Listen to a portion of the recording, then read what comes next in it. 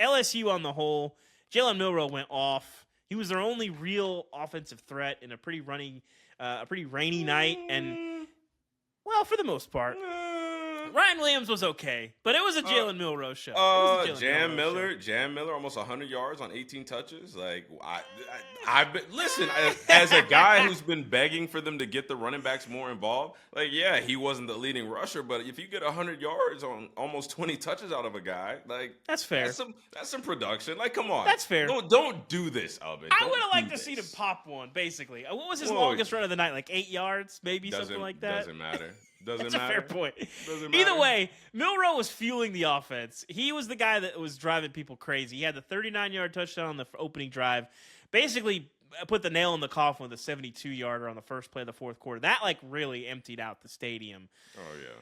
But overall, do we want to have the LSU conversation at this point? Let's talk Alabama real quick. Let's talk Alabama. Yeah, let's talk Bama. Okay, let's give flowers. Give Bama their flowers. Yeah. First off, Milroe just looked healthier coming off of a bye. Like, he really looked like he was a lot better than he had been in the previous weeks. And I had said coming into this game, QB run game, LSU can't stop it. They couldn't stop Lenore Sellers, couldn't stop Marcel Yates.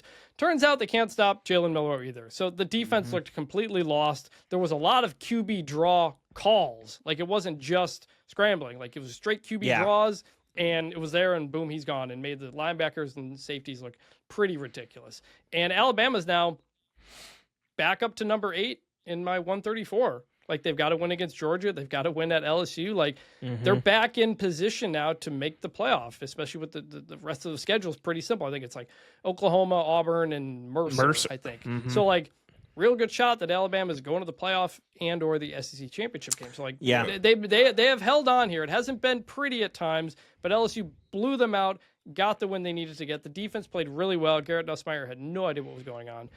So, shout out to Alabama. We had to say that.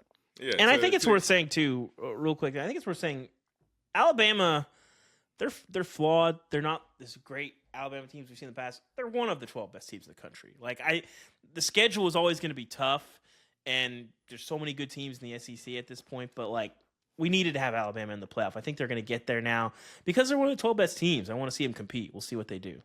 Yeah, well, Alabama has shown that they are one of the 12 best teams, but I think they also showed something last night. They're starting to figure it out.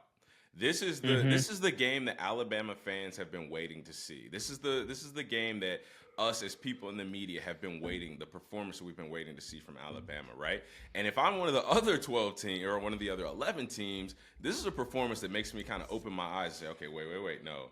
We can't count this Alabama team out because, again, we talk about how great Jalen Milroe looked last night. Past couple weeks, he hasn't looked that great.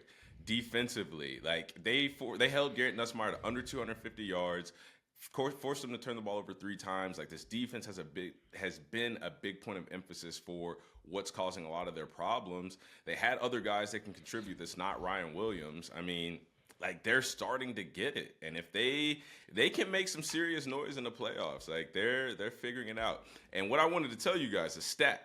And I'm gonna preface it by saying this, and I can't wait to piss off every single LSU fan that's listening. You guys ready for this? I think they're down and out, David, but go ahead. This is the tagline right here. This is the tagline. Alabama owns Death Valley.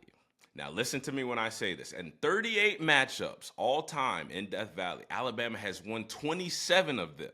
27 out of 38 games, including the very first game in 1925, the first game in Tiger Stadium, a 42-0 rout of LSU. And to cap it off, 100 years later, to win 42-13 on their 100th anniversary in Tiger Stadium.